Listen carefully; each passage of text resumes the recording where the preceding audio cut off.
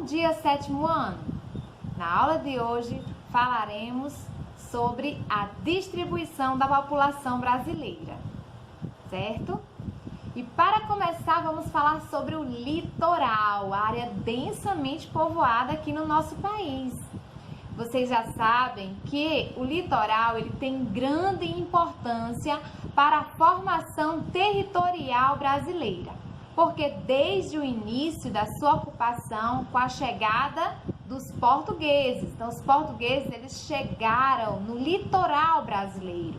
Então o litoral é uma área muito importante para a formação territorial brasileira, porque tudo começou do litoral para o interior.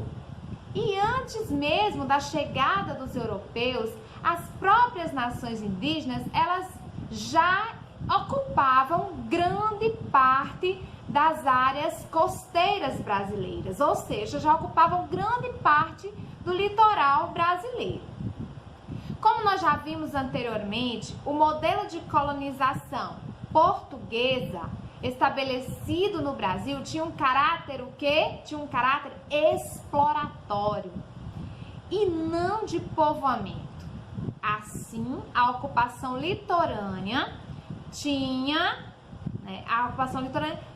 propósitos estratégicos e econômicos, além de facilitar o escoamento de matérias-primas e de recursos naturais para a metrópole. Os portos serviam de postos de abastecimento de embarcações em trânsito para outros locais. Com isso, o Brasil teve desenvolvimento territorial desigual, tanto no que diz respeito à ocupação, quanto em relação à população. A área litorânea brasileira apresenta uma divisão territorial maior, o que significa que, à medida que se adentra no território, as áreas municipais ficam mais extensas. E, ao se aproximar do litoral, as áreas municipais tornam-se mais fragmentadas. Então, é isso que vocês precisam entender. Cidades mais para o interior tendem a ter áreas maiores do que as cidades litorâneas. Elas se transformaram em cidades mais fragmentadas. A mesma lógica se aplica aos estados e às unidades da Federação brasileiros.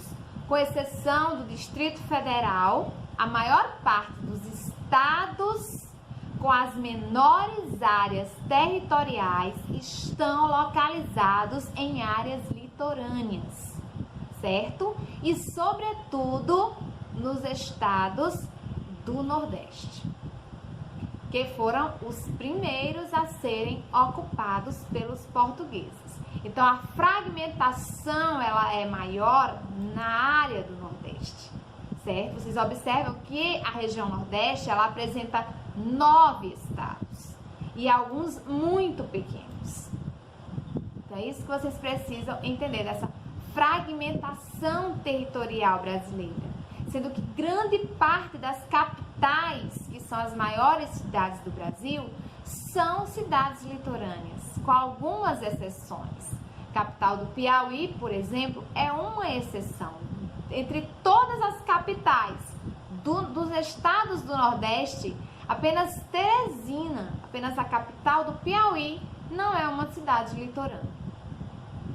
As cidades e vilas mais antigas, dando continuidade à nossa aula, a ocupação portuguesa colonial estabelecia-se em uma hierarquia que diferenciava os aglomerados populacionais em categorias, de acordo com a população e a função, sendo as principais os povoados, as vilas e as cidades. Então, isso no período colonial, existiam os povoados, as vilas e as cidades, cada um, de acordo com uma categoria.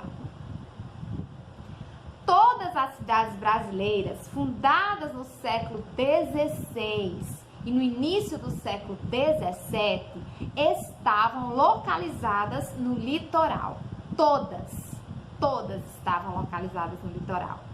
A atual cidade de João Pessoa foi fundada como Cidade Real de Nossa Senhora das Neves em 1585. Nesse período ainda surgiram diversas vilas e povoados que não se localizavam necessariamente nas regiões litorâneas. Durante a colonização portuguesa no século XVI, outras vilas foram fundadas, a maioria delas no litoral. Exemplo, São Vicente, que foi fundado em 1532. São Vicente era a vila que deu origem a São Paulo, a cidade de São Paulo.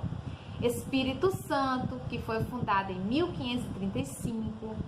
Porto Seguro, na Bahia. Igaraçu, no Pernambuco. Santa Cruz Cabralha, na Bahia. São Jorge dos Ilhéus, na Bahia, que hoje é a cidade de Ilhéus. São Paulo de Piratininga, que é São Paulo. A Vila de São Paulo do Piratininga foi uma das primeiras fundadas em região interiorizada, certo?